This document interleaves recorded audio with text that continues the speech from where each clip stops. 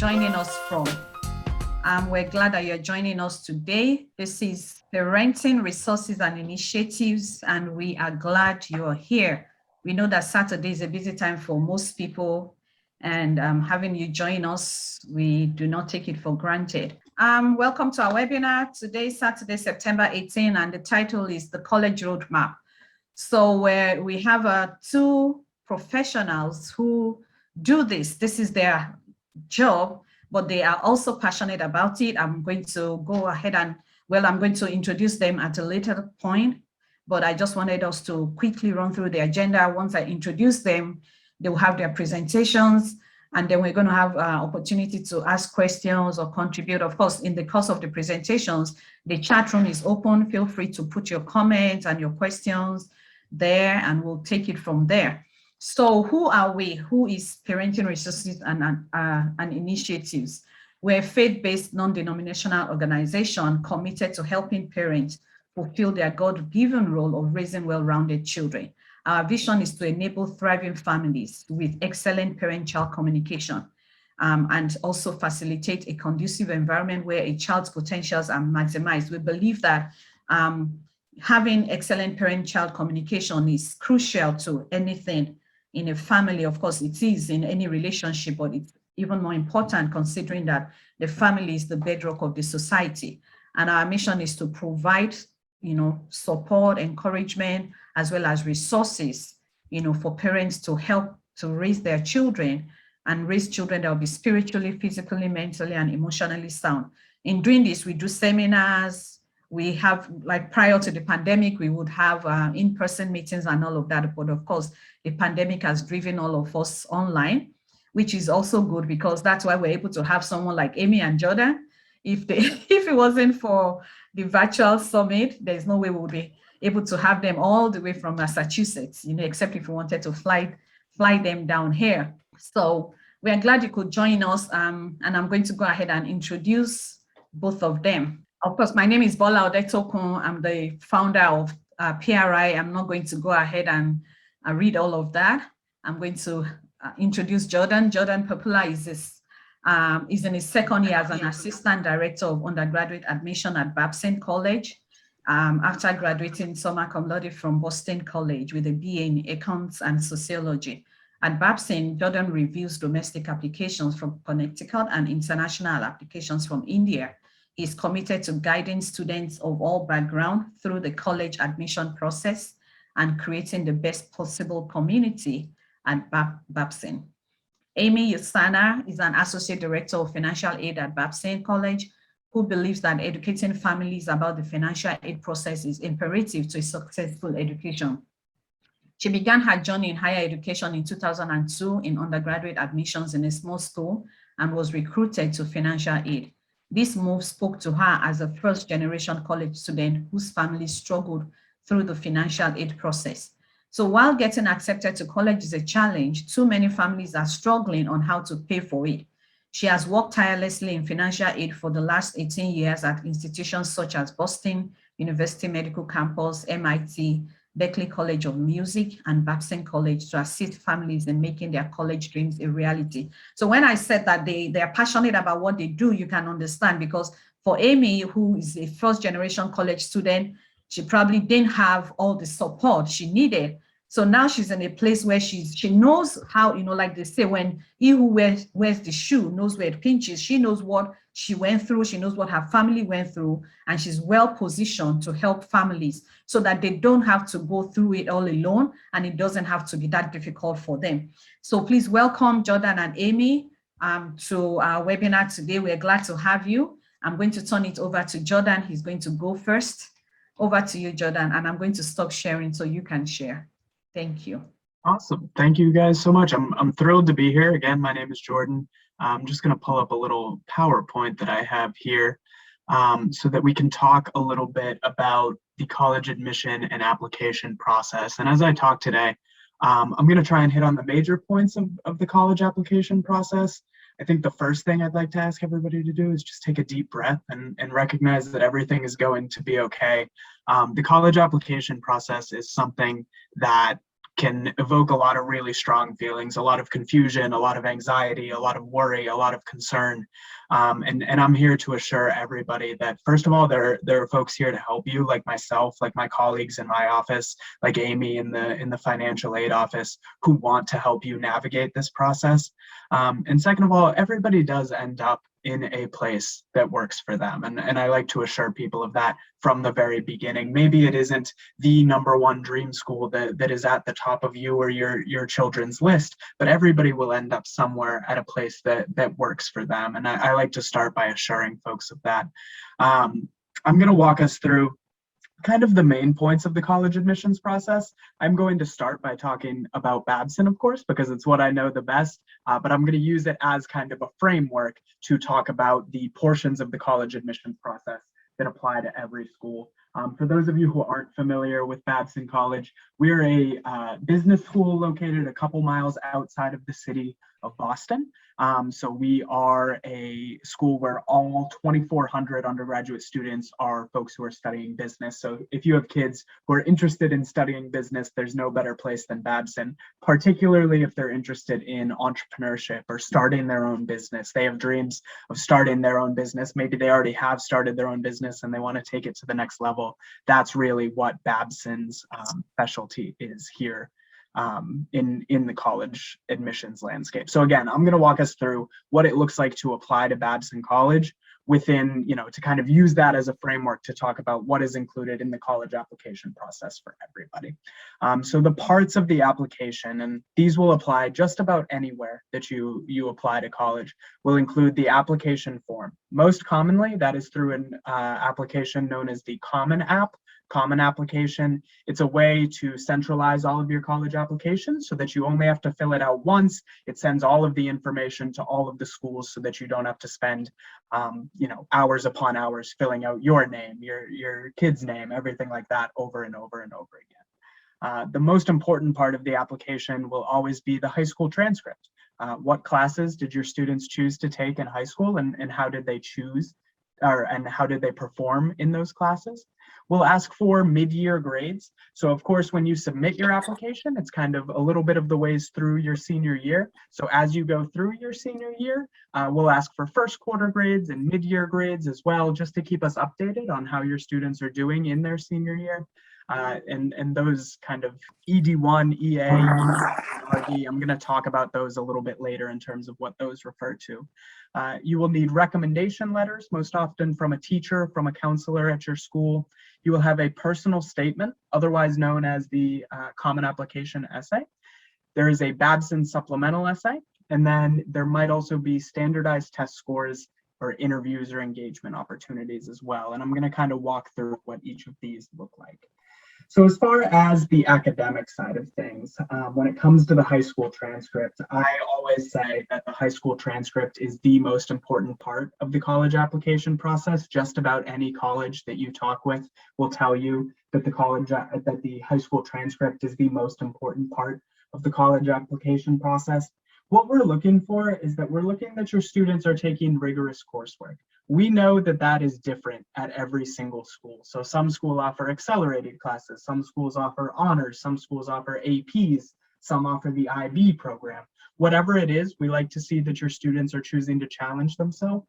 And we like to see that they're doing well in those classes as well. So typically we find that students who are admissible to Babson will have grades somewhere in the A to B range, but of course that's going to vary immensely depending on the school that you're looking at. So with each school that you're interested in, a good thing to look for on their website is an average GPA or average performance of the students who are being admitted to Babson. I like to take a step back and think about what rigorous coursework does and does not mean. It means we want your kids to be challenging themselves, but it does not mean that we want them to be taking 10 APs every single year, stressing themselves out so much that all they do is wake up, do homework, go to school, come home, do homework, and go back to sleep. That's not productive for your students. It's something that's going to be destructive to their mental health, I believe. And I also think it would actually be detrimental to their college application process because it would inevitably come at the expense of extracurricular opportunities, time spent with family, time spent working on essays that are all really important parts of the college application process. I want to take a minute to talk about standardized testing as well, because I know standardized testing is something that is on everybody's minds, especially now in the pandemic, given that for a while there were many students who were unable to take SATs, ACTs, whatever it may be. So typically in the past, the way that it has worked is students would traditionally take SATs or ACT tests twice. Most students would take them twice. They would take them once in their junior year and then once again in their senior year. And they would use those scores, send them to colleges. Colleges would look at them in conjunction with their high school transcript to get a sense of who you are as a student. In part because of the pandemic, but also because of research that has shown that standardized testing may not be the best way to evaluate a student's academic potential. Many schools are moving to what is called a test optional policy, and that includes Babson. And what a test optional policy means is that you can apply with or without standardized test results. So for Babson, that applies for students who are applying to begin at Babson for fall 2022, 2023, or 2024. So for the next couple years, you can apply to Babson with standardized test scores or without standardized test scores. What I encourage students to do is still take the test if you are able to take the test. If you have the ability to go in on a Saturday morning, take the SATs in your junior year, maybe take them again in your senior year, that's a good thing to do. It's something that is very rarely going to hurt you with this test optional policy. Because if you get your scores back and you feel like they represent you well as a student, you can go ahead and submit them to the college. But if you get them back and you say, you know what, I was really nervous, I was stressed out, I didn't do as well as I thought I was going to do, I don't feel like my scores represent me well as a student, you do not have to submit those scores to the college or university. So I like to say that test optional policies are great because they give you the chance to represent yourself in the best light. They give you the chance to put forth the best version of yourself as a student. Now, in terms of evaluating scores and how do I decide whether I should submit my scores or not, a useful tool that most colleges will list on their website is, most places refer to it as their middle 50 percentile. So they will tell you where the range is for students who are typically scoring, who are admitted to their college. So based on the school that you're interested in, you can go on their website. Under admissions statistics, they will tell you what the middle 50 percentile range is where students are typically scoring for the SAT, ACT, and you can kind of use that as a guide. You can say, okay, my scores are in that range, they're above that range. I think, submitting those scores will be a good idea.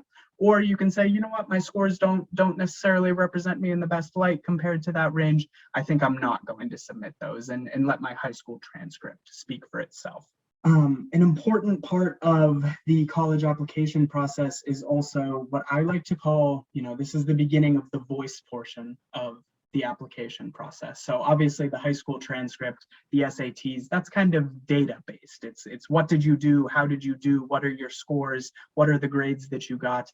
Then there is the voice side of things. And the voice side of things is the part that I like a little bit more. I find it more interesting because it's where we get to know your students as people, not just as numbers. And that's something that we do really try to do here at Babson. We use a practice that is called holistic admissions, which means that we are not using GPA in terms of, putting it in an order and just selecting the top 28% of the class. We are looking at each student as an individual. We are looking at what they might contribute to the community, and we are basing our admissions decisions off of that kind of full slate of information.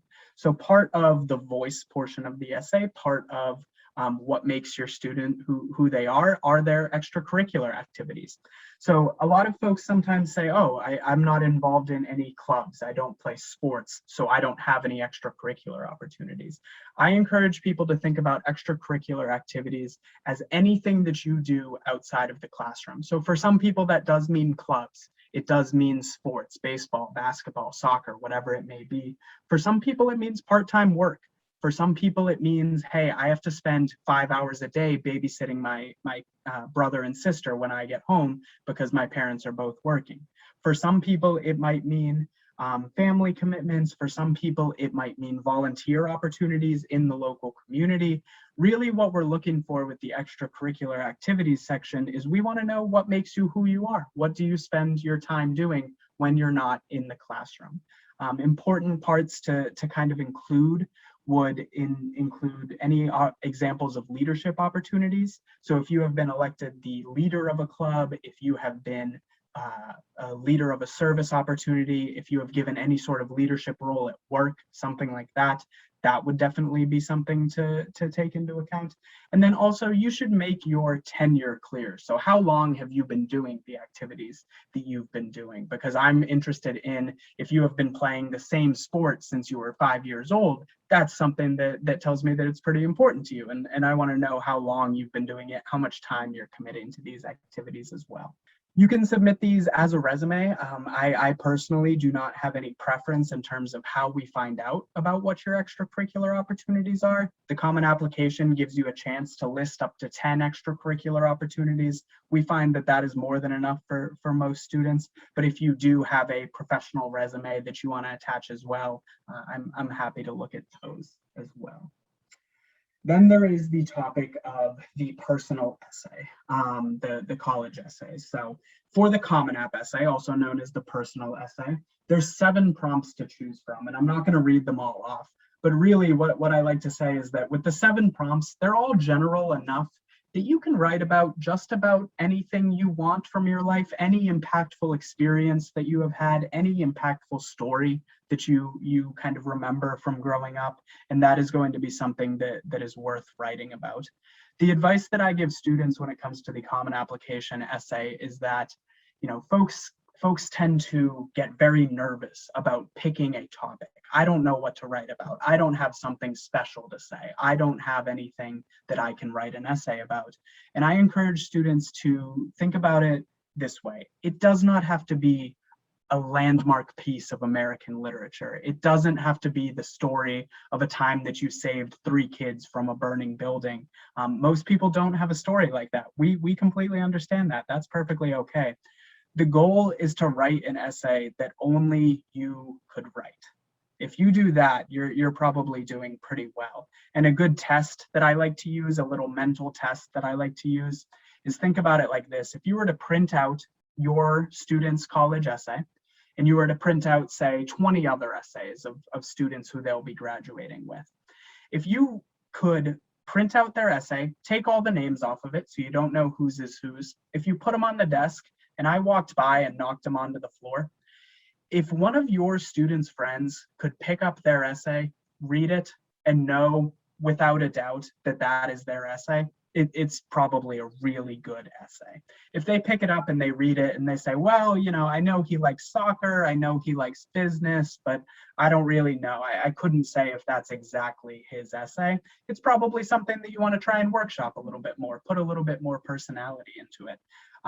The Common Application essay, the personal essay, this is an essay that is going to every single school that you are applying to. So it is not something that you tailor particularly to individual schools. It is a general introduction to who you are as a student, and I encourage you to use it as a chance to talk about something that's personal to you.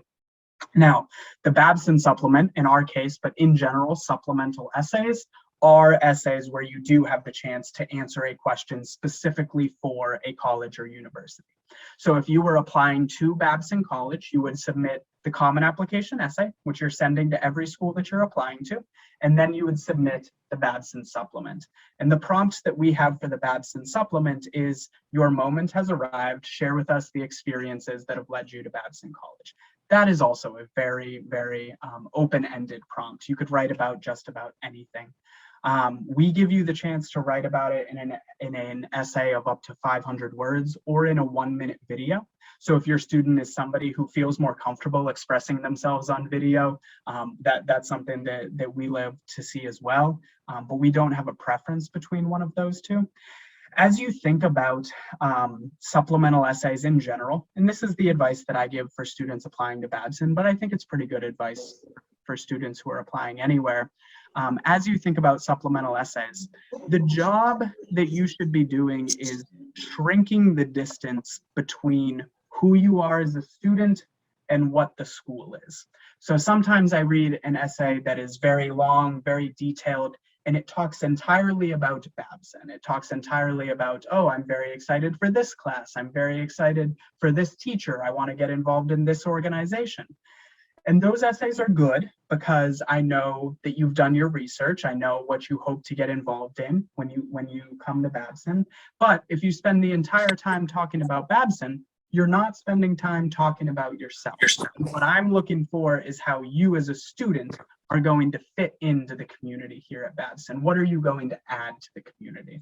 And so as you read or as you write supplemental essays, the goal is to take what the school is, what the school offers, who you are as a student, and shrink the distance. Show how those two fit together. Show why you are a really good fit for the college or university that you're applying to. When it comes to recommendation letters, most schools you will see follow Babson's example and require 2 letters of recommendation.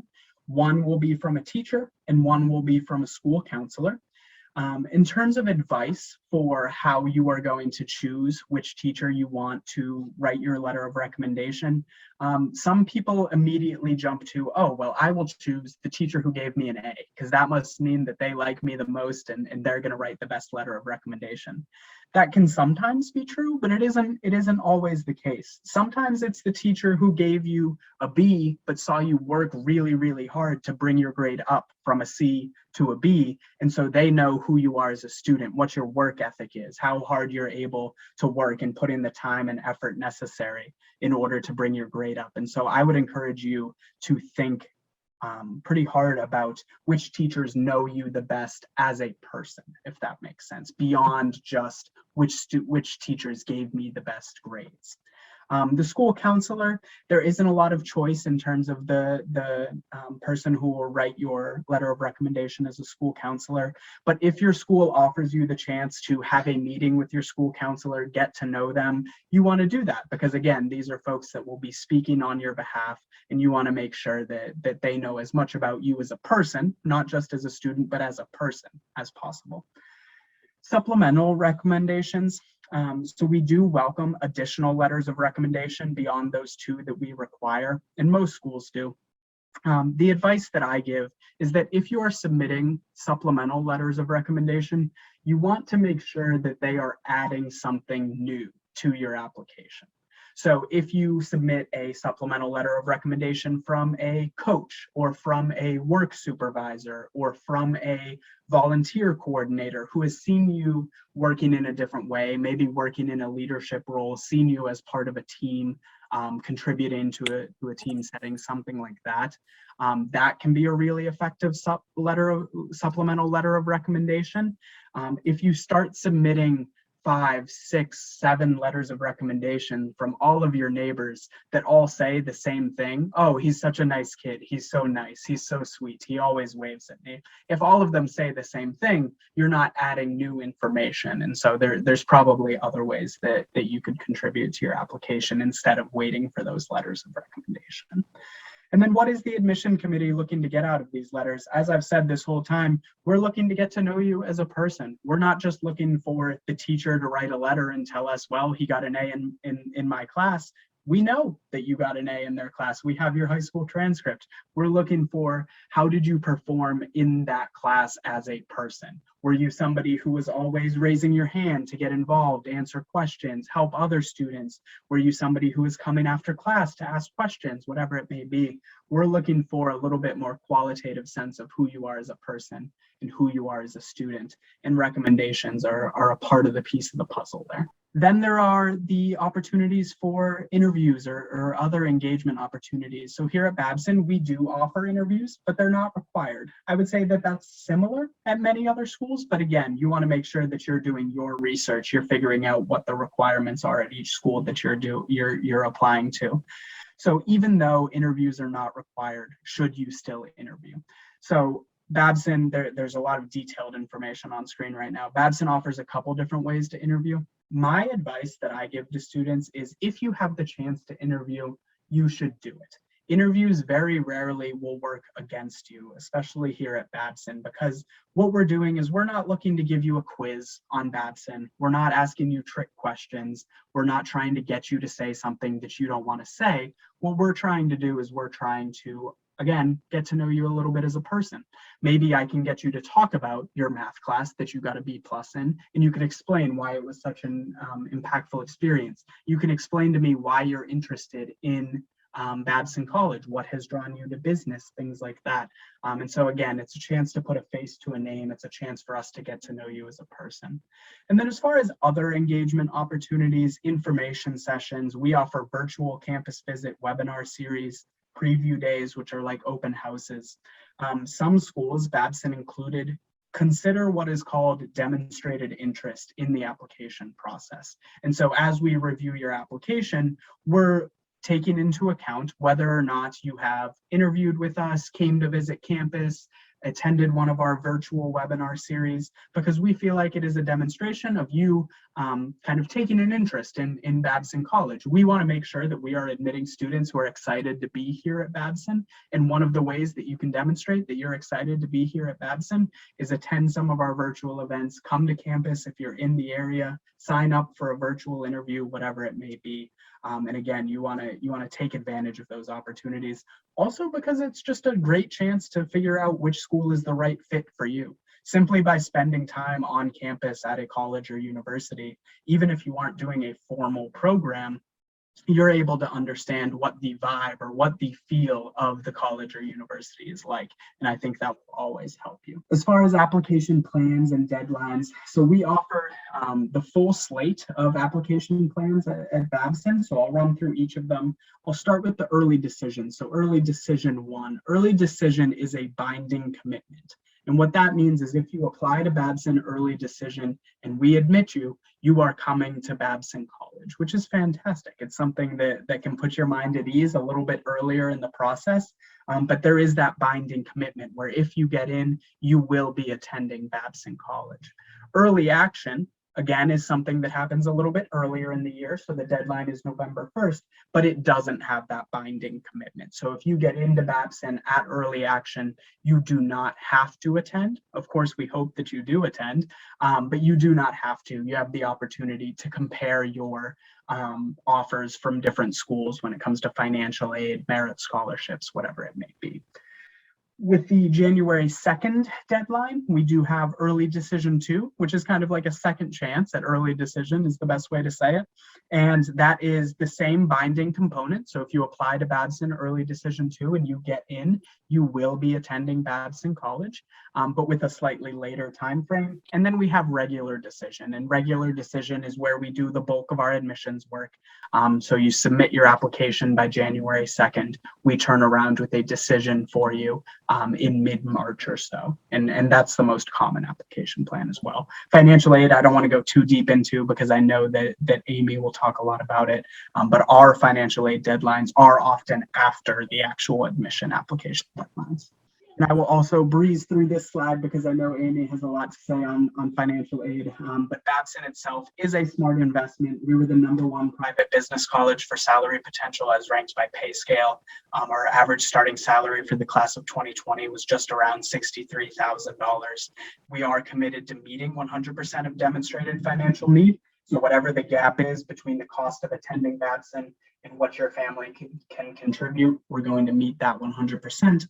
And we do have a small number of merit scholarship opportunities as well for the most highly qualified admitted students. And then that is my contact information, as well as the general contact information for our office here. If any of you are interested in Babson, I'd be more than happy to take questions from you all after today as well. But I will go ahead and stop sharing my screen so that I can turn it over to Amy. Thank you so much, Jordan. That was awesome. We're going to reserve our questions till the end, till after Amy's presentation. So Amy, over to you. Okay, I'm going to see if I can start sharing. I tried to pull up the presentation in another way. Not sure it'll work, so I still might need you to do that, but just give me. Sure, absolutely. All right. I did it, Eureka. Obviously, technology is not my strong suit, which is good for you guys because what is my strong suit is the financial aid process. So we're going to talk about how we're going to apply for financial aid, kind of my insights on that. So I really ask the questions. I'll be very encouraging. I will stay as long as you need me to answer anything you may have. But, you know, as Bola was saying in my introduction, I am a first gen college kid, or was a first gen college kid. I'm a little beyond the kid phase now. But, you know, I struggled to figure out how we were going to finance my undergrad. And then when I got to grad, I was like, okay, now I work in financial aid, so I should be able to get this. So there's still lots of questions that you may have wherever you are in the process of the admissions cycle. So don't be ashamed to ask questions. So again, we're going to talk about the types of aid today. We're going to talk about how financial aid need is determined and how awards are determined. There are net price calculators out there, so you can get a sense of what that might look like before you hear from a financial aid office. We're going to talk about the application process and what different financing options, and then I'll have some top tips for hopefully top takeaways for you. So the first, where I always like to start is what types of financial aid are out there. There's need-based, which are based on your family's income and asset information. So that's the data part of our process. And then there's merit, which Jordan touched on briefly as they're based on your academic achievement. So what you really want to know, I'm primarily going to talk about need-based financial aid. Most financial aid offices don't determine merit funding. That's determined on the strength of your admissions application and the strength of your academic achievement as determined by the admissions office. So our goal is that you know what the financial need process is like. So at Babson, the undergraduate dean of admissions, she always says, if you get one, you get one regarding the merit funding. So each school is different. They have different pools of money. So at Babson, we dedicate about 90% of our budget to need-based financial aid, leaving about 10% for merit funding. So if you think of an incoming class of, I don't know, I think where do we land, Jordan? Like 600, over 660 kids at Babson, like 60 kids got merit funding. We shoot for between 600 and 650. Yeah. Right. So this year we had a pretty big year, but so that's about like less than 60 students are getting merit funding. And that's not to say that the rest of the students at Babson were not meritorious. That's nonsense. They are all meritorious. They got into Babson. You know, when you think of, you know, how many applications we get for that 660 spots, that's 6,000 to 7,000 applications, sometimes more. So depending on that, like, we're taking the top on those merit scholarships. So when you're looking at schools, you know, that those are questions to ask. And it's not going to be uncommon if you apply to say 5 schools that you may get merit funding at 3 schools, but not at 2 others. It all just depends on how that school dedicates their budget to need versus merit funding. So don't be shocked if you don't see it everywhere. It doesn't mean you're not meritorious. It just means that that school is not able to recognize that fact. But there are ways that you can be strategic. You can look for schools that are, you know, that really want to focus on your child's strengths, and what colleges are going to be able to acknowledge that. Other schools use that financial aid process as part of that enrollment process. So just be aware of what the school looks at to know whether or not you're going to have a strong shot at that merit scholarship. So again, as I said, we're going to talk about that more need-based funding. And where that starts is with the expected family contribution. Now, this is kind of an interesting term, which actually may change. The FAFSA or the federal student application for federal student aid. You'll hear it called the FAFSA. So that determines your federal and state eligibility. Again, you're going to hear it called the FAFSA. They may change the term expected family contribution. I know that there were talks about that. I'm like, there are bigger things than changing that term, but whatever, we're going to not digress into that. But that determines your eligibility for federal funding. And then a lot of schools will use the CSS Profile, and that's put out by the College Board. And so they will use that in determining how much institutional funding that you're going to receive. Now, the free application for federal student aid, free. The CSS Profile, what you need to know is it's not a free application. So you will have to pay for that. Depending on income levels and your situation, you may be able to apply for a fee waiver depending on the school and if they have them to offer. Not all schools do, but just be aware of that. Also, on the institutional side, be aware that some schools have a minimum student contribution. So, you know, your FAFSA may say you have a zero contribution, but then the school may say, no, you have a $2,100 EFC. And that's what they've determined what your family contribution is going to be for the year for the student side. So just be aware of how that school is. And I guess what I should have backed up to the beginning of my presentation is, like Jordan said, take a deep breath. You're going to need about 2 or 3 maybe for us, and then have a drink or beverage of your choice, whether it's coffee, tea, something with spirits, that's up to you. But the financial aid process seems intensive. Whether, you've just gone through this admissions process and you're thinking, okay, I've done the hard part. And yes, that is the hard part, but financial aid, it seems tedious and it seems heavy because a lot is riding on this process, but just know that you just got to take a deep breath and just go step by step through the process, and just know that you can always reach out to your financial aid advisor, whether that's me at Babson or one of my colleagues or at another school. Never hesitate to pick up the phone and ask a question on something you're not sure about, because if you make an assumption and it's wrong, then that can mean the difference between getting aid and not. For my own personal example, in undergrad, like my grandparents live with us, but we didn't claim them on the FAFSA. We didn't know that we could. We provided more than 50% of that support, and we just thought that the family unit meant who's living at my house, my dad, my mom, my sister, myself. Well, then in the middle point there, my sister got married and had babies, but were supported by my family. We could have added them to the FAFSA, and that could have made the difference in me getting funding or not, but we didn't know that. So always, when situations change, come talk to us. So again, take a deep breath, step by step. All right. So we get that expected family contribution. What is the school going to do with that? We have a formula because we like math. It's called the need formula, is our cost of attendance. So what the cost of attendance is not just tuition and fees, but it includes things like housing, meals, books, personal, and transportation. So on a bill, you're not going to see books, personal, or transportation costs because we don't know what those are going to be, but we put them in the cost of attendance because we recognize that students are going to have those costs.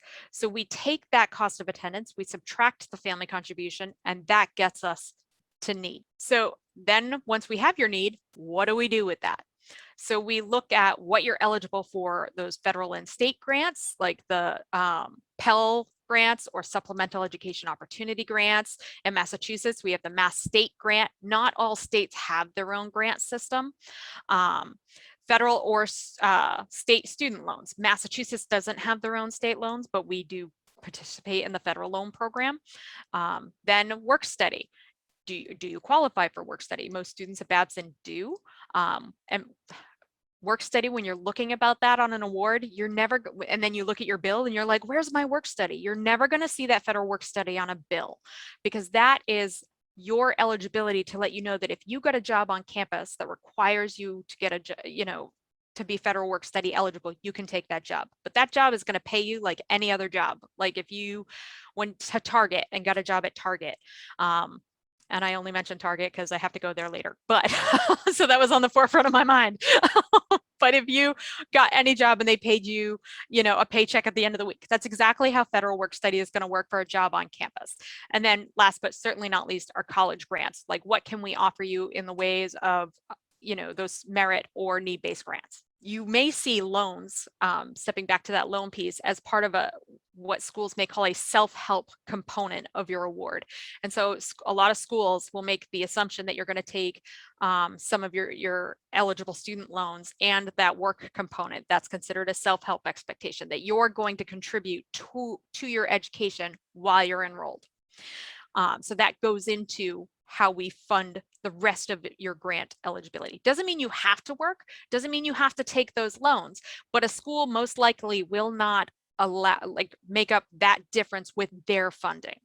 Now, they may allow outside scholarships to cover that difference, but it doesn't mean that they're going to cover that difference. So just think about those things. And when nobody wants loans. I'll put that out there right now. Nobody thinks the word loans and be like, I want loans. But what I'll say to you is, if you don't have to take a lot in loans and you can keep it under a certain level, depending on what you're going to school for and what you're considering, again, Jordan covered what the average starting salary of a Babson student is.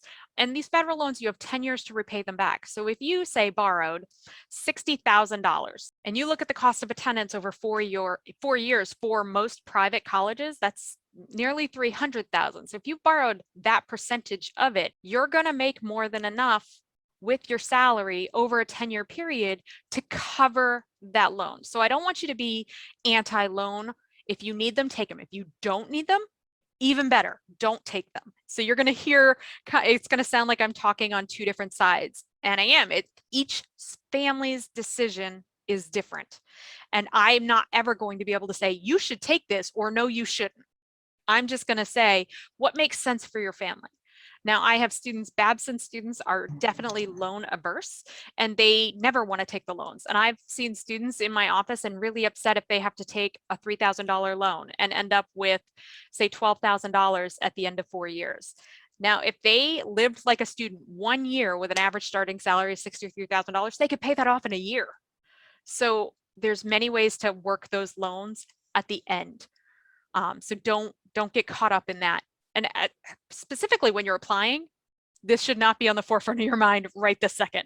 Really, we're going to get through the application process. So then we get to the package. As I was talking about, we look at the work study, we look at the federal loan, and then we're looking at any grants. And then the difference is what we will fund in a college grant. So in this example, you could have a total of $30,500 in total aid, depending on what those circumstances look like. So that's how we get to need. So that cost of attendance less that family contribution got us to a difference of $30,500, and this is how we met that package. That's what need means. Okay, so just know also, I think a lot of families, and the biggest thing I hope takeaway you get from today from me is that you may think that all schools are created equal, that you're going to get the same package from private school to private school, or even private to public, but that's not true. And I think a lot of students also focus, or I'm going to go with the least expensive school because that's going to be the less out of pocket. And that's not necessarily true either. So you can see kind of from this quick example that self-help is kind of packaged in all of them, that you have student loans and you have the federal work study. The first school meets a higher grant and meets the full percentage of need, because you can see that we said the cost of attendance less that family contribution, the total eligibility is $40,000. So college A met that full need. College B did not. You can see they gave $4,000 less in grant. And then college C met even less. And the reason for that is not every school has the same amount of money. So schools have what they call endowments. So if one school has more money than another, okay, and nobody in the world has Harvard money. So it's like Harvard has more money than probably all the schools put together. So they can do whatever they want as far as meeting full need or more than full need, but not all schools can do that. So it's possible, and I can use an example from my past.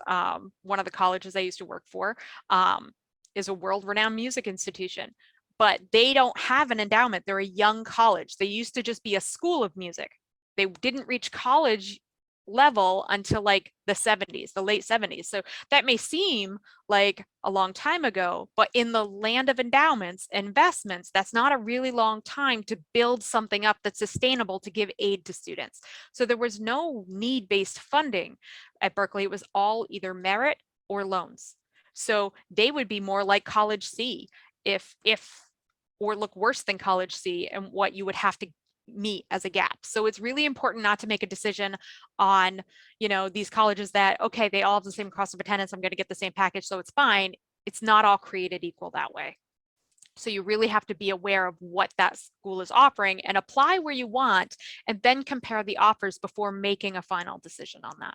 To help you along the way, all colleges are required to have net price calculators these days on their websites. Now, Babson has two different types of calculators. We have the net price calculator, and then we have another one called My Intuition. So these calculators are going to ask you questions about your family finances, sometimes student academics, but not as often, but they may ask about those.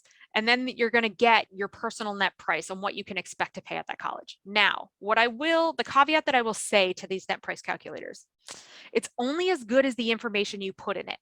So if you know that we're going into the next, cycle using 2020 tax information, and you don't put anything close to what's on your 2020 tax returns, then you're not going to get an accurate answer. And you may go to the school and say, hey, but my net price calculator said this. We're going to ask you for that printout and see where the differences are.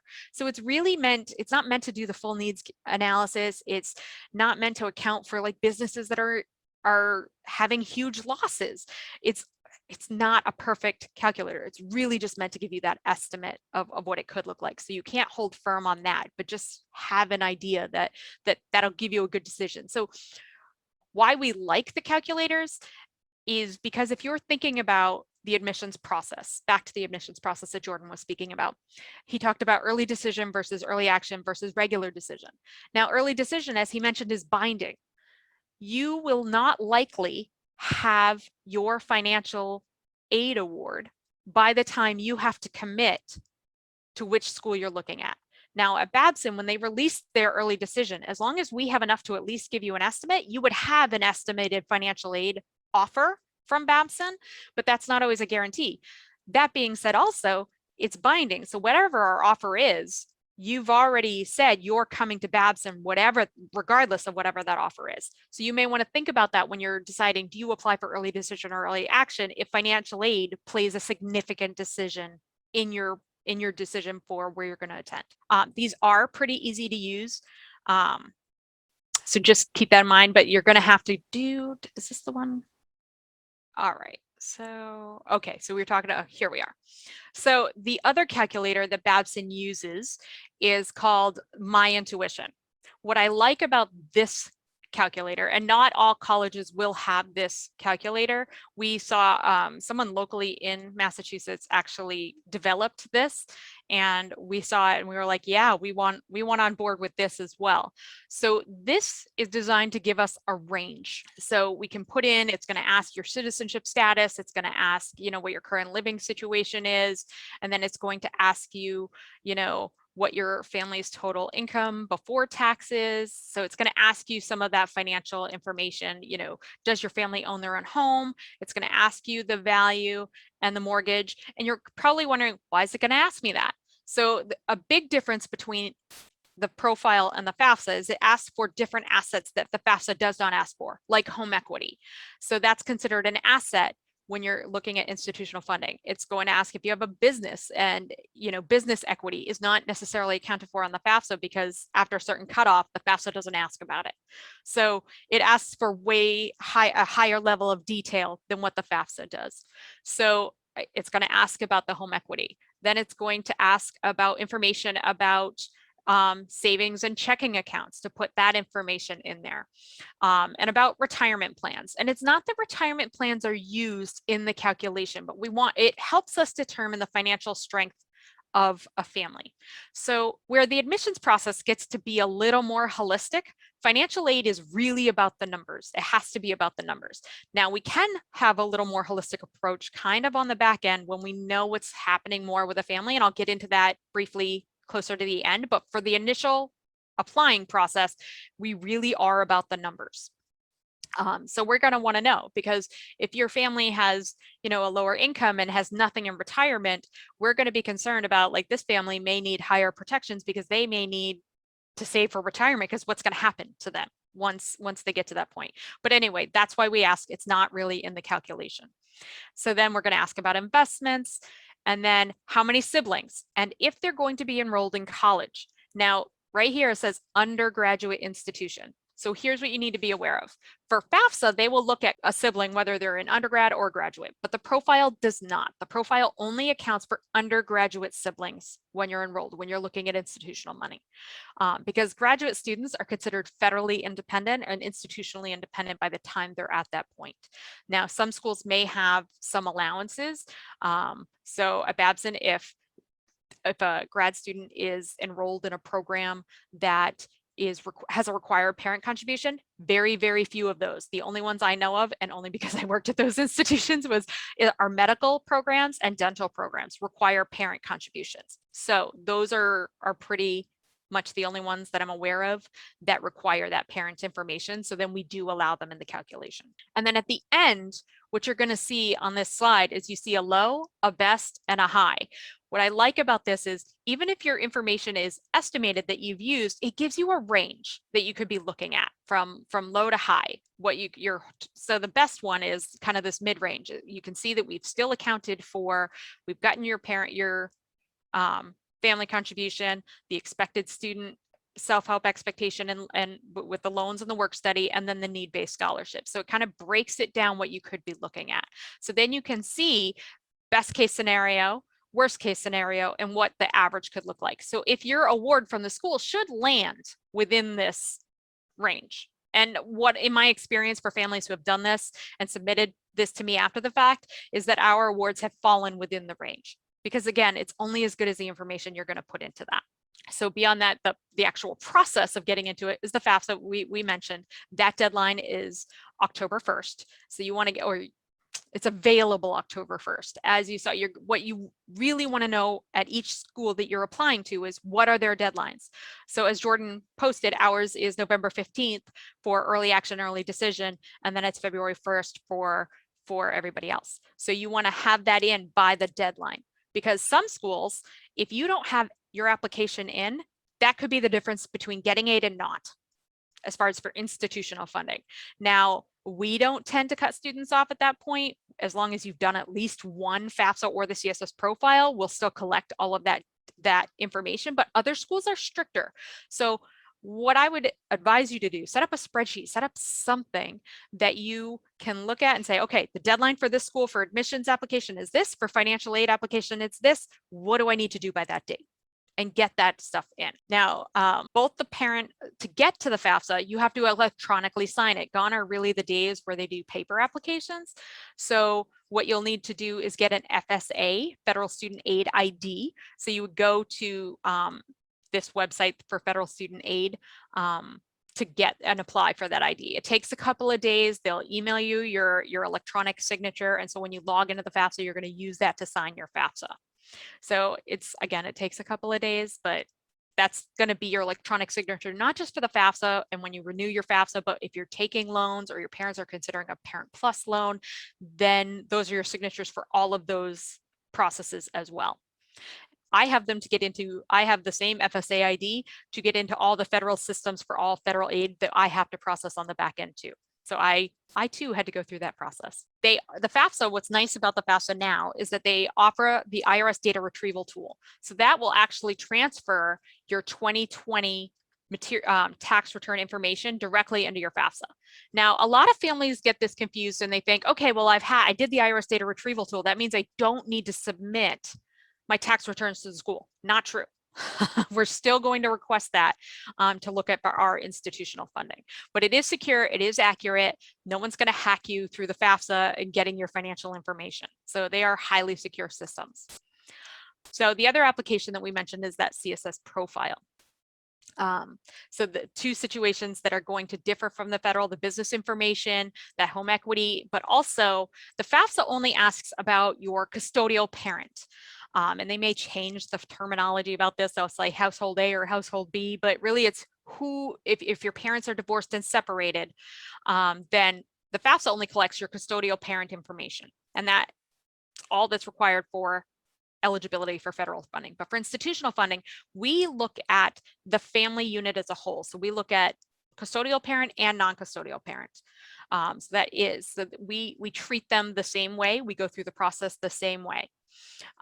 So what will happen is the custodial parent will complete, or household A will complete the profile, and then you have to provide the email address for the household B or non-custodial parent. And then they will get an email from the profile to complete their own sections. So what I want you to also be aware of, this whole process causes a lot of stress for families who are divorce separated. I also had that going through school. So it was stressful to be like, okay, is my mom going to see my dad's information or vice versa, because they want no part of each other's financial info. Well, they may want to know about each other's financial information, but it's none of their business. They don't get to know that. What you need to be aware of when you share that information with us is that we're not going to share that information with each other either, unless we have written consent from the student and both parents that we can discuss the financial aid award. And discuss their information.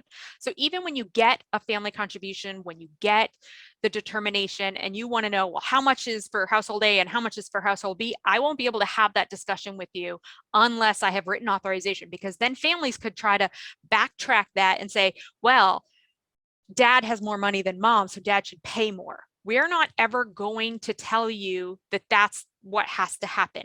We do all of this process to get that family contribution so that we can determine need, so that we can determine how much money we're able to give you. Okay, so we're not going to get involved in that discussion on who should pay what and what percentages. That's between you and your parents, and whoever's had that written in a divorce decree. If that's in there, some families do have that put into those agreements, how much parents are contributing to college. So just be aware of that. It is confidential and your information is safe with us. What else could there be? There could be other institutional financial aid forms. So through the profile, we use a system called IDOC, which is the imaging system. So we're going to ask you to submit your 2020 tax returns, all the schedules, W-2s. We have our own, some schools have their own institutional financial aid application. They want to get some other information that's not on the profile even. We don't really have that, but there's a verification form that we have that we want to know, and we want you to confirm who the members of your family are and who's in the household and the number in college. So that is going to vary by school. That's why I'm saying get a spreadsheet, get what the requirements are all in one spot, because if you're applying to 5 to 10 schools, you might get lost in which school requires this and which school doesn't. Because schools that don't have a lot of institutional funding or no institutional funding probably aren't going to ask for most of this. But some who have a little, they may ask for less than, say, a Babson who asks for a lot of information because we meet full need. So there's differences that, and you want to make sure you know what they are, and you want to follow through to make sure that the school's received everything. A lot of schools now have portals that you can go in and say, am I missing any documents? But if there's ever any questions, reach out and ask those to us, because that's what we're here for, to get you through the process as relatively painless as possible, because I can understand that going through all of this information feels like you're going to the dentist office if you don't like them, that it can be a struggle to get through and stressful. And always my goal is to make it as easy and as understandable as possible, but just to understand that I know that it's tedious. We understand that, and we're trying to do our best to make it as painless as possible for you. So then beyond that, like if you have that balance, what can you do about that? So there are payment plans available typically with schools in various ranges. At Babson, ours is we set it up by semester. We have an outside vendor that you would sign up for a payment plan through, and it would be 4 payments for fall, 4 payments for spring. So our payment plan, the bill is due in August, so that would start August, ends in November, because then registration happens and your fall balance has to be paid before you're going to be allowed to register for spring. And so the same is true for spring. That starts in January, it's done in March, so that when you want to register for the next semester, then you're going to be clear to go and clear to register. There's also private scholarships. These are outside scholarships through your community, through, anywhere you find them, really. I get a lot of questions like, what outside scholarships should my student apply for? And the answer is going to be, we have some links on our website, on our links, forms, and resources section of our website of different search engines. But to give you an idea how complex outside scholarships can be, when I worked at Berklee College of Music, it's a highly specialized program, right? It's music. So you would think, okay, well, how many outside scholarships are there going to be? There was one person's job in the scholarships office whose sole responsibility was to maintain a reporting of all outside scholarships. It was 80 pages, and there were multiple scholarships per page. So that's for a music degree. So for business, how many more do you think are probably out there for business, or for students of color, for different volunteer organizations that you may have been involved in for different towns? Like, the opportunities are kind of endless. So you have to be willing to take a little legwork and start looking. And so I'm not sure what age range we're looking at here as far as like students, but if you're a junior, start now. Start looking for outside scholarships now for what you might be interested in. Keep a running tally of what those application deadlines are, and just start applying for anything and everything. Like, unless someone says no, it's still an option in my world. But then beyond that, supplemental loans. These are either private education loans or the federal Parent Plus loan. Those are what we are just additional options to meet that balance. So the parent loans are a federal loan in a parent's name. It is still a credit-based loan that a parent can apply towards a student's education. Now, alternative loans, there are a variety of options of this as well. You can either apply in the student's name, but 100% of the time, they're going to need a cosigner, a credit-worthy cosigner. And that's simply because you don't have a credit history yet. So gone are the days, and I want to say I'm dating myself now, but I've been doing this for 19 years, but probably 10 to 15 years ago, undergraduate students could get a loan on their own for their education. But then the market crashed and loans were being defaulted on. And so gone are those days that undergraduate students can get a loan on their own. They're going to need a cosigner, or they could be parent loans through a private bank towards a student's education. So there are a lot of different flavors. What you want to see when you get to that point in this process, and that's usually after you've gotten the award letter, not before, is, what a school recommends. I go through a process every year on campus. I'm the Associate Director of Financial Aid. I manage the loan programs on campus. So we go through a program each year, our process. We go out to the community and we go out to the market and we invite lenders to fill out this really extensive survey. It used to be 80 questions. I think I narrowed it down to like 50 about their products and what they offer students. And then we have repayment examples that we look at, and we do look at prior borrowing for our students, and we look at it and we take a deep dive into that information, say, who do we think is in the best interest of our students? So if you called me and said, Amy, which lender should I choose? I can't tell you that. I'm not allowed to have that conversation with you. There are regulations against that. But what I can say is, look, we did this process. These are the list of lenders that we think are in a student's best interest. Doesn't mean you have to go with those lenders, but they're a good place to start and look and compare. Families will choose many different options. I've seen families take home equity loans and decide that that's how they want to pay for their education, or families who've taken a loan against their retirement. Now, it's a very personal decision if families are going to do it that way. So just know that it's not a one size fits all process.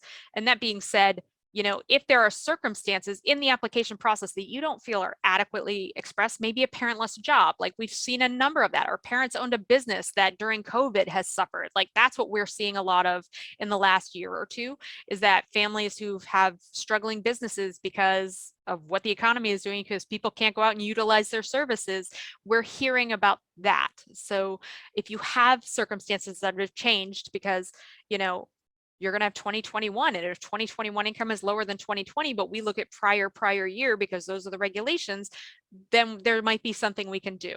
So don't be ashamed to ask. And if there's a department that you need to be able to be 150% honest and clear and transparent about what's going on for your family, it's financial aid. Like admissions wants to know about who you are as a person, and we definitely care about that as well, but we need to know what's going on with your family, because if we're operating on wrong information or outdated information, then we want to know if there's a way that we can help you more, because our goal is to make sure that students aren't struggling to get through the financial aid process. And the opinions on that, on whether or not that expected family contribution is something you can meet or not, is always a struggle. I can remember getting mine and my family and I looking at each other like, are they drinking? Like, are they sure? Because I don't know how we're paying that. Like, but that's what they came up with, and that's what we had to work with. So just always be in contact. So kind of finally to the tips that I have for you, think big. Like, don't think that all you have to apply for are community colleges or, in-state schools that are cheap, because a lot of those programs don't have their own resources, that if there is a gap that you are, aren't going to face the same level of gap, you could be looking at a four-year private school. So really look and dream big, think big, and apply. It does not hurt you to apply and get the information. At least you would know. You can make your decision based on what the package is and based on what your out of pocket would look like. Better if you have the information than if you're just making assumptions about it. Again, focus on that net price. Again, it's not the price of the school, it's that bottom, what out of pocket are you going to be looking at? That's the price you want to look at, not the sticker price. Because again, we give a lot of money at Babson. Harvard gives a lot of money. And where the examples I was just saying, like state schools don't usually have their own funding. So you may pay just as much as a state school, but you really wanted to come to Babson, and Babson gave you the same out-of-pocket expense you were going to have at the state school. So be aware of those. And then use the resources. Call us. We have emails, we have phone numbers, we have all of that. And just as I said, that spreadsheet, know your deadlines, know what's required. And that's, I think, what I have. Whoa, awesome. That was a lot of information, but very, I know. very... And I probably talked fast through it because I'm like, okay, I want to make sure I give it all and give you time for questions. I know. But you did cover quite a lot because, I mean, as someone who has gone through putting through 2 children through college, you covered everything that, you know, I had to deal with at that time. Yeah. So I think this was pretty very informative. So thank you so much. We really appreciate you. Okay. Thanks to both Amy and Jordan. The floor is open. If you have questions, if you want to unmute yourself and ask your question, or if you just want to put it in the chat, either way is okay. Thank you so much, Amy and Jordan. And Valerie, over to you. You can start reading the ones if you have any that was already submitted to you. Thank you. I just want to say, Amy and Jordan, thank you for the amazing presentations. And Jordan, you started off right. Amy, you just continued and told us, take in 2, 3 big deep breaths. Yeah. Because sometimes you think it's just you, but now we know you can't just relax from junior year. You start working and apply. Right. Until you hear no, it's still an option. I mean, I'm like, that's ringing through my head. Don't forget that. Yeah. And so I just want to say thank you. We do have 3 questions so far for Jordan. Would you want me to read out all 3 and then you can address them one after the other? Yeah, that'd be great. Okay, so the first question I have is, how does a school evaluate those who submit test scores versus those who don't? And then the other one I had, you spoke about how when we think about extracurricular activities, we should not just think sports. We can think babysitting, we can think working part-time with our father's lawn mowing business. Whatever it is, you want to see the duration, you want to see we're able or capable of doing other things. Now, what is the average attached to extracurricular activities in the application? And if there's, is there any weight attached to it? If there is, what is the percentage? And then the last one was you had a couple of abbreviations, and I think we wanted to know the difference between EDI versus EDII. Okay. EA. Yeah, sure. So those are your 3 questions. All right, I'll answer them in the same order versus, in the same order as they were asked. So I'll start with the test scores portion. So how do we evaluate somebody who does have test scores versus somebody who doesn't choose to submit test scores?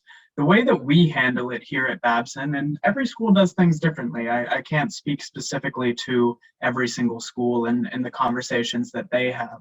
But when we're in what we call admissions committee, which is where we're going through applications and evaluating them, when we have a student who does not submit testing, we view it really as just one piece of the puzzle that isn't missing.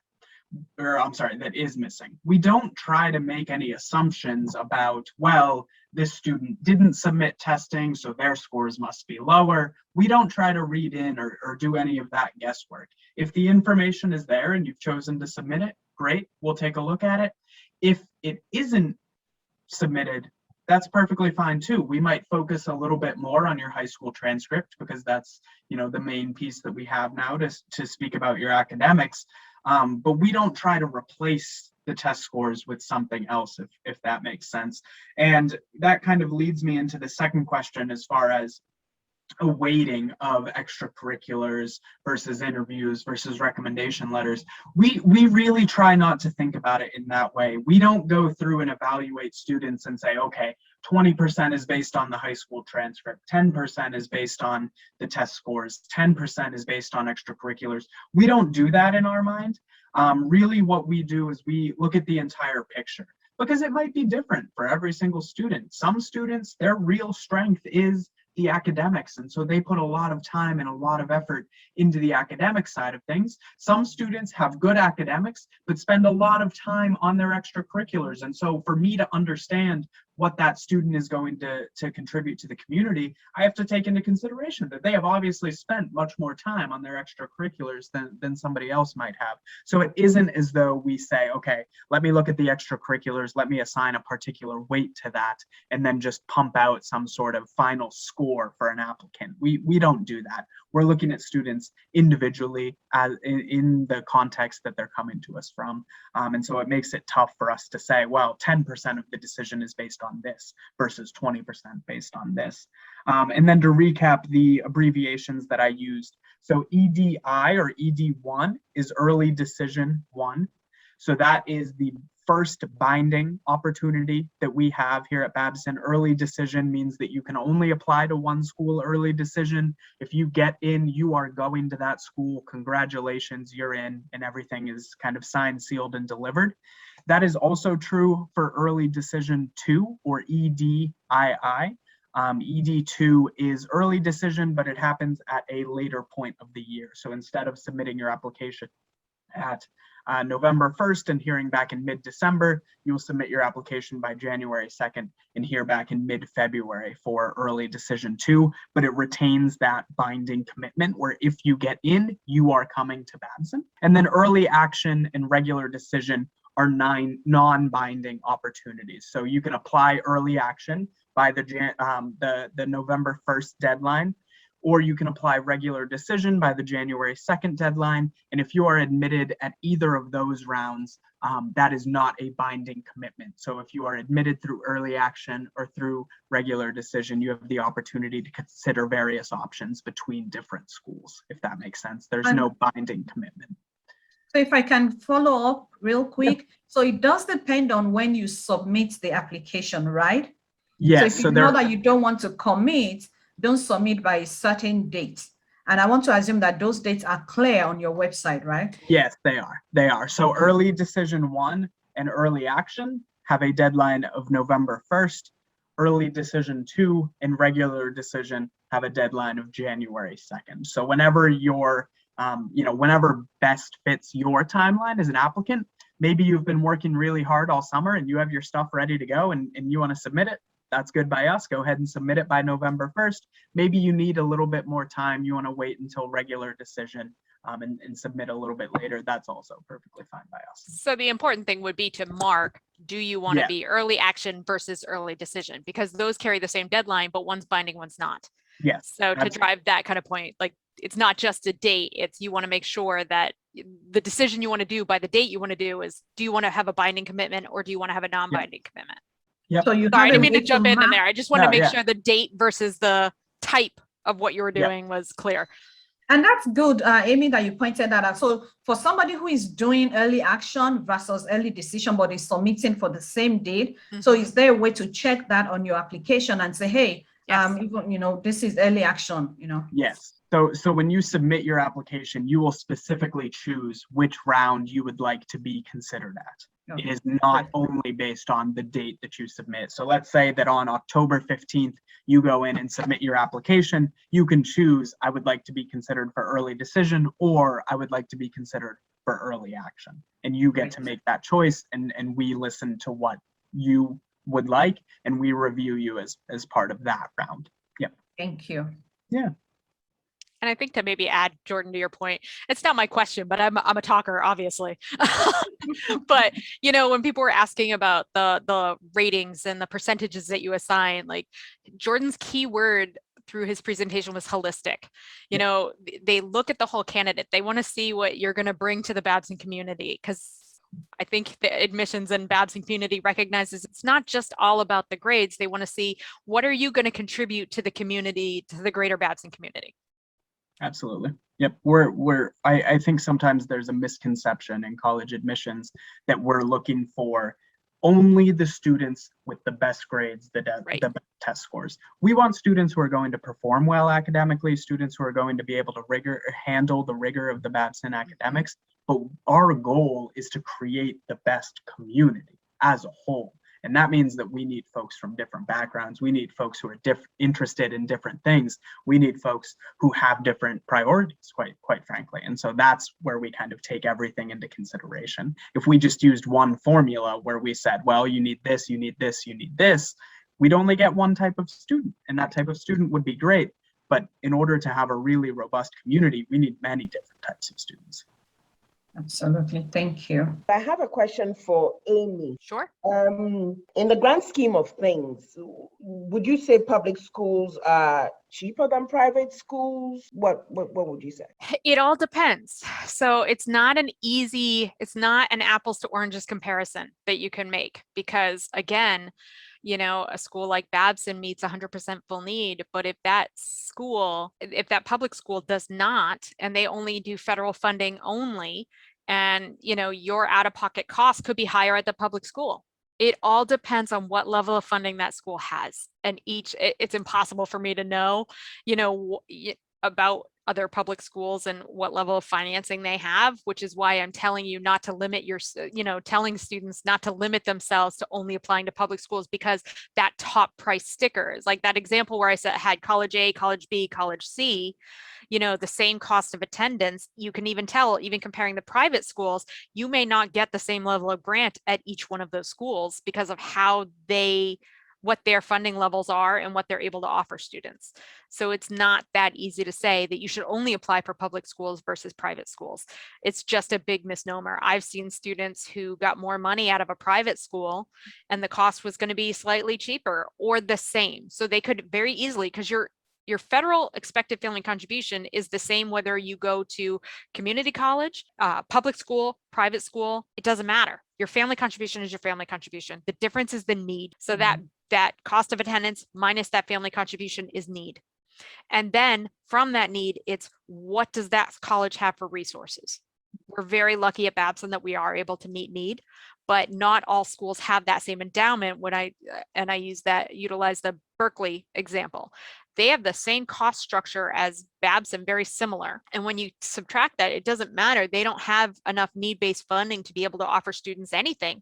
So a student, say that their need ended $40,000, Babson would meet that $40,000, where Berkeley wouldn't meet the federal loan piece, and you would still have a difference to finance of all of it.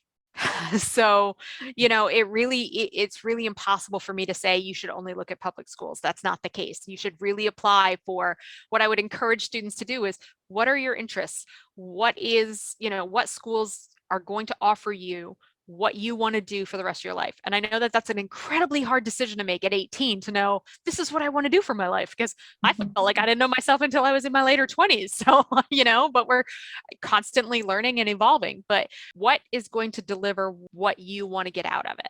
So if you know you want to go to business, then yeah, you should apply to Babson. And yeah, should you look at some local public business programs? Sure, you absolutely should, but you shouldn't eliminate Babson because our sticker price might be higher than that public college, because we may have more money than they do, and it might be the same costs.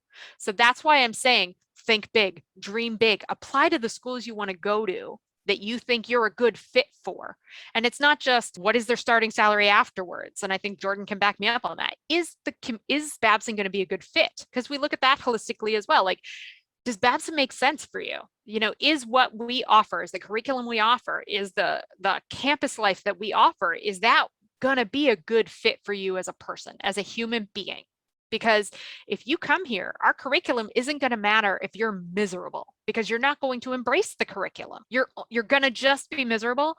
Then what's gonna happen to your grades if you're miserable, right? So if it's not a good fit in all facets, it's not the right place. That's what I would say. And then see, it could be that the public is the right fit for you because it has everything that you're looking for as that. So I'm saying apply for all of them, find what fits, apply to those schools, and then compare what the offers are and what that net price we were talking about is. Because that's what matters, that net price. When it comes to my world, not Jordan's world, but when it comes to my world, what matters is that bottom net price. And can your family make that work? So I would be flexible. I would dream big, but I would also be flexible, that you also don't want to commit to a big 4-year private if the amount of money that comes out of pocket makes you so uncomfortable that you're only stressing about that. Whereas this, if you feel you're going to get an equally great education, then, and that's a better fit for, that may be the better fit for you. So we understand and acknowledge that, you know, any institution I've worked for is not the right fit for everybody. And that's what I think the name of this game is find the program, find what interests you, what is you're passionate about, and apply for programs regardless of what combination, community, public, private, anything. Find out which one has the best fit, which one can give you the opportunities. And then I didn't say this before, but Jordan had mentioned the AP credits and the IB credits, like advanced placement and all of those. So if a student has those, you know, and you're looking at creative financing, you know, if a student has taken a number of AP credits, then they may not have to take the full curriculum. Maybe they can finish in 3.5 years. So there's many ways to look at how to finance your education and how to leverage what you're bringing to your school for that. So that's, I mean, what I would say is find what you're passionate about and apply to schools based on your passion, and then, you know, compare the cost. Don't eliminate based on sticker. So I heard, don't limit yourself by just the sticker price, you know, and do your due diligence. Find out whether the school has a big enough endowment fund and whether they will meet 100% of demonstrated need. Mm-hmm. Thank you. Yeah, another question for, well, both of you. Well, Jordan did mention it, that you really pay attention to the students who have done the college visit because you really want to identify that they really want to come to your college. Now, pre-COVID, I know people would actually take time out to travel to colleges, feel the campus, meet with people. That is not that much possible now. Yep. What would you say? What is the other way? I would say that, first of all, Babson and many other schools have transitioned many of our visit programs, quote unquote, from in-person to virtual. So if you go take a look at our undergraduate admissions page and look at the visit opportunities, many of them are virtual right now. And that means that you'll have the chance to log in, hear from me, hear from some of my colleagues, hear from some current students, hear from maybe a professor, maybe the Center for Career Development. And you're still getting a chance to learn more about the school and demonstrate to us that you're interested by attending one of our presentations. But it isn't obviously physically in person, because we recognize that many people still aren't traveling or you know, are unable to travel for whatever reason it may be. So I would say definitely continue to engage with us virtually if you want us to know that you're interested. And then if you're just trying to look for other ways to get to know a school and figure out if you might want to attend there, I would encourage looking them up on social media. So you can find us on Instagram, look at what the schools are posting, look at what some of the student organizations are posting, look what events are being hosted, things like that. Social media can often be a little bit of that, I'll say less polished, less marketing material, less marketing speak, and more of the real student experience, especially if you can start to find some of the student organization pages, for example. I would also say maybe about the visit part of it, like maybe because of, you know, the restrictions on COVID and people are starting to travel a little more, maybe, you know, you're not traveling to all 10 schools that you've applied for. Maybe you're doing the due diligence, like Jordan said, and you've gone to the virtual things and you've checked out social media, you've done those things, and maybe you narrow it down to, you know what, I might take this risk. I'm vaccinated. If you're fully vaccinated or whatever, you know what, I want to go make sure that the feel is right. Then maybe you go to one school or two schools to see, you know, I don't know what Jordan feels about that, but I think that that might be a smart way to say, okay, I think Babson's a great fit for me.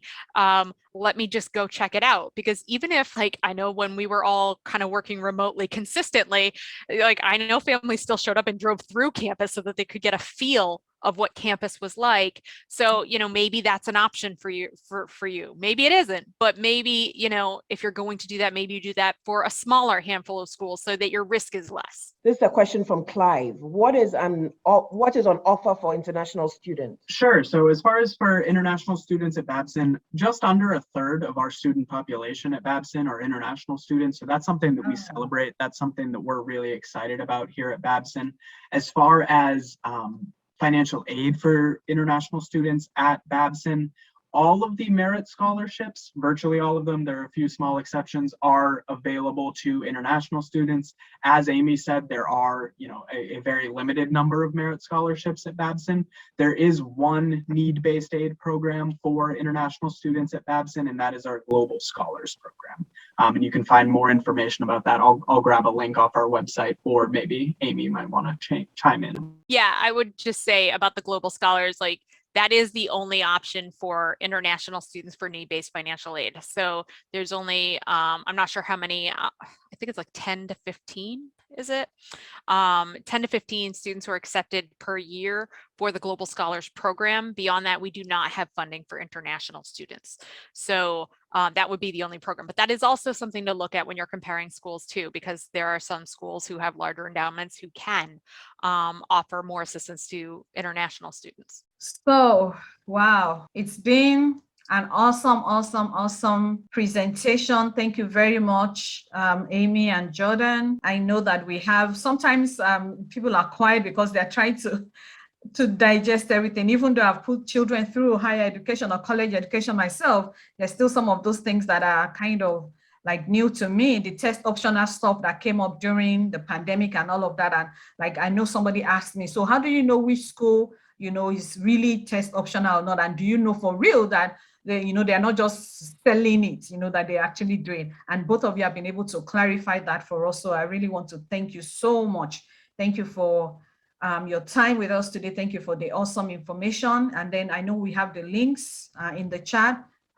Please feel free to grab the links and see if you can get additional information for yourself and for your child.